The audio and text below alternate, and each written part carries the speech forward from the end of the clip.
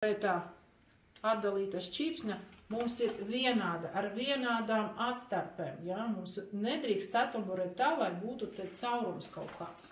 Ja tik mēs satamburējam kaut ko tādu, tad mums tomēr ir jāpieliek klāt un jāizpilda tie caurumi, kur nav šīs šķīpsniņas. Un tad mēs varam krāsot. Zīmējums būs ļoti kontrastains vai sapludinošs? Sapludinošs, jā, sapludinošs. Vidēja biezumā šķīpsnes.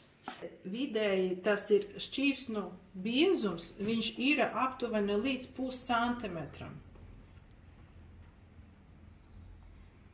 Un regulēt procentuālus jūs arī varat, bet šeit jau šķīpsniņas ir biezākas.